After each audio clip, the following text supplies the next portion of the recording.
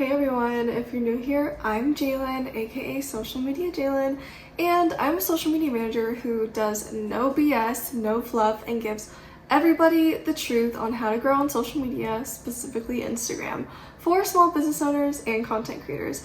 Every month on Instagram for the last 2 years, I've been doing a monthly Q&A, and now I'm going to start sharing them on my YouTube channel. All the questions are going to be coming from my followers over on Instagram, so next time if you want to ask me a question, make sure you're looking out for my monthly Q&A stories.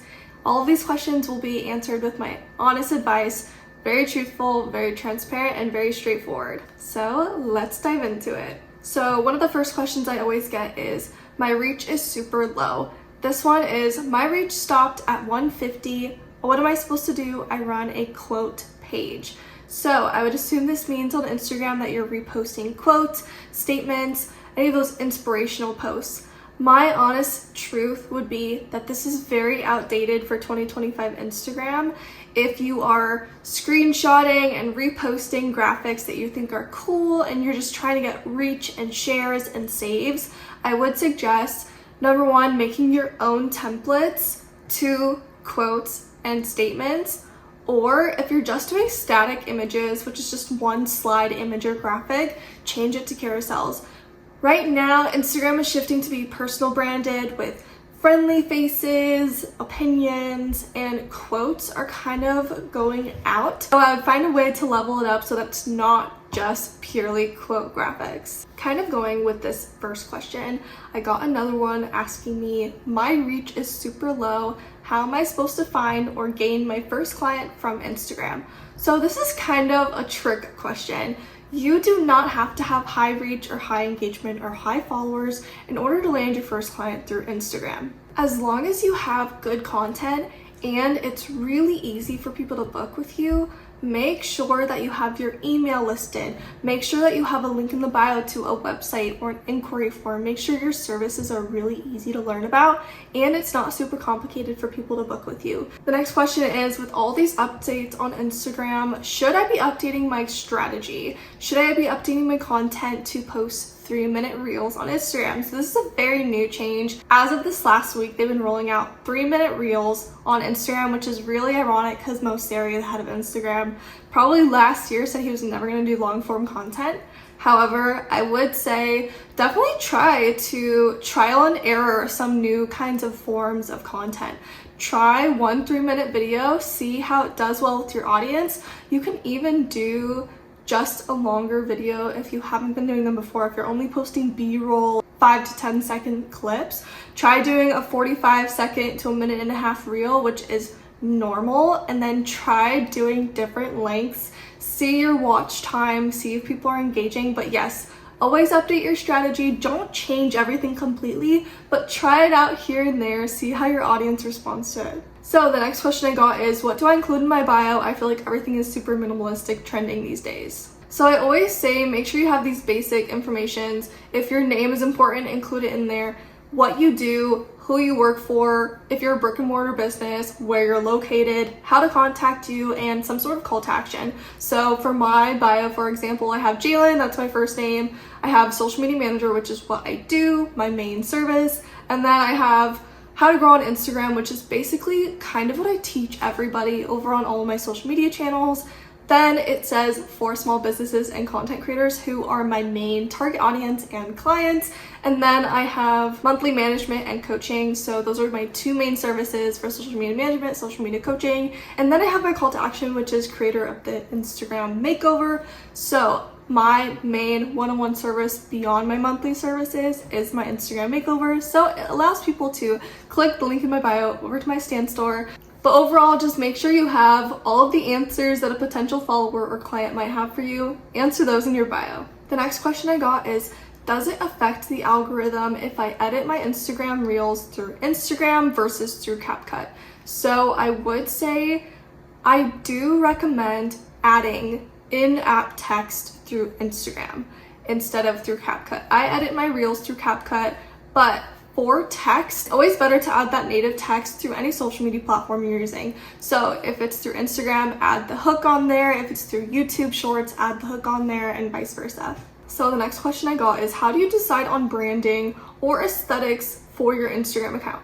my main service, once again, is an Instagram makeover where I give people branding suggestions for colors, fonts, and I do Canva templates for them.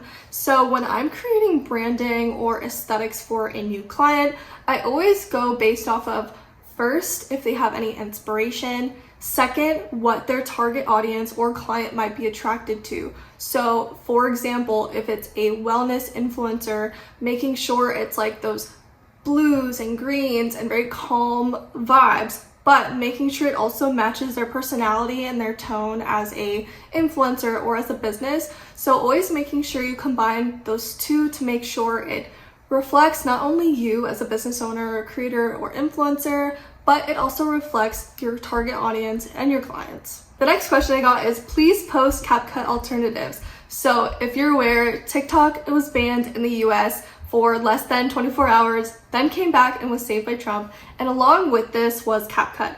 CapCut was down much longer for about 4 days. Nobody had access to editing anything, and it's a very popular app. So I asked my audience over on Instagram what they recommend, and the top 2 answers were InShot and VN. So I haven't personally tried out all of these. I'm a CapCut user myself, but I did try InShot. It was just a little bit too basic for me. I felt like it was not in depth as CapCut was, and plus you can't download anything without watching an app to get rid of the trademark or watermark. The next question I got was, when did you realize you wanted to do social media as your career? Well, I don't think I really realized this at any point. I actually went to college for fashion design and business management. So very different from what I was doing. However, while in college, I did work for a bunch of internships, which led me to managing social media accounts on Instagram, Facebook, TikTok, and I really enjoyed kind of the creative direction that I was getting through that. So I kind of went towards the marketing side of things, and after freelancing for 5 years, I decided to take it full time and turn it into monthly management through Social Media Jalen. Plus, even when I'm looking back at prior to college in high school, I was growing up in the day and age of social media when Facebook came out, Instagram came out, and I was always super hyper aware of trying to get followers, making aesthetic posts, making my grid aesthetic. And when I was in college, I tried to do the whole influencer thing where I was posting UGC when it was before it even became a thing. I was posting collaborations with Dunkin' Donuts and all these things. So I always had that creativeness for social media, and I never thought I would turn it into a career or a business. So everything works out for a reason. So by far, the number one question I always get on my Instagram posts is, what font are you using? This is not a question that I got over on my Q&A, but I had to include it. I do a signature series where each month I'm posting Canva fonts and brand colors for people who need inspiration, and they're always asking me, what am I using? I'm using Playfair, Display, most likely Italic, and this is just my iconic brand font. I've been using it for the whole time I've been in business. Happy to give it to you, recommend it, steal it, do whatever you want. It's an amazing font to use. So the next 2 questions are related to my business. They're asking me, where am I located? Am I in the US? Yes, I'm in the US. I'm located in Los Angeles, California. I've been here for almost 10 years. I'm originally from Phoenix, Arizona.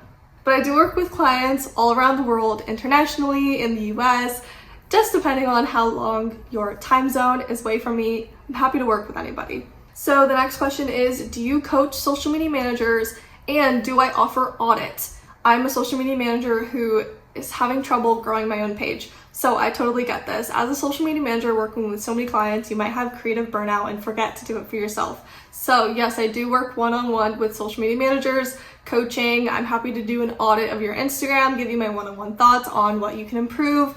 I'm always happy to give you my honest opinion. So the next question is, somebody literally just asked me for top 5 tips for 2025 growth. So this is great. I would say number 1, diversify your content types. Make sure you're posting reels, carousels, static images. Make sure you have some voiceovers, memes, talking videos like this one. Have a content mix. Number 2 thing is always try new things. Making sure you're not getting stuck in the same habit of just posting a photo dump or posting a B-roll reel because it's aesthetic. Try new things, find what works for your audience.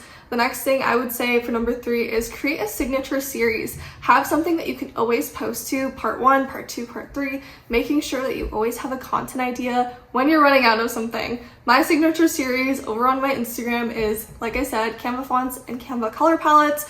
Those are great, endless, and super creative. My 4th tip is be opinionated, be yourself. If you're not including your own opinion in your content, you're not going to get very far. If you're purely doing educational and just sharing information, you are missing out on so much. Number 5 kind of goes with number 4. Everything is super relaxed right now. You need to be relatable, friendly, and make sure you're connecting with people on that deeper level. So the next question I got was, how do I diversify my content as a creator who does travel? Should I post on Instagram and TikTok? As a travel creator, honestly, my first thought would be post on Pinterest. If you don't have your Pinterest and Instagram already connected, go and do it. It automates it, so anytime you post on Instagram, it gets posted on Pinterest. But for travel, I would say Pinterest. Since TikTok is a little weary in the US, I wouldn't recommend that right now, but try out YouTube Shorts. So, second to last question, when am I going to post on YouTube? Here you go. All of my monthly Q&As are going to be posting on YouTube, so make sure you subscribe, make sure you like this, and make sure you come back for next month's YouTube video. I do post YouTube Shorts weekly basis, so make sure you check those out as well. And for the last question, I saved the best for last. Please share more about your wedding. I'm going to be sharing so much more content. I know it's been 3 months since I got married. I got married back in November, but I have so much content on my phone, so many amazing photos, and I'm going to be sharing more. I have so many cool video ideas too. I want to share what went wrong, what went right, what I recommend to 2025 brides. And I'm also doing an amazing project over with Element Preservation. I'm getting my bouquet preserved. So I've been working with them for a few months now, and hopefully I'll get back my proof and my final design. It's going to be in a frame, kind of like the ones behind me, and it'll be my pressed and dried floral bouquet. So I'm super excited. Lots of wedding stuff coming. What do you guys want to see? Ask me questions down below and I'll add it for my next monthly Q&A. Thank you for watching, and I'll see you next time.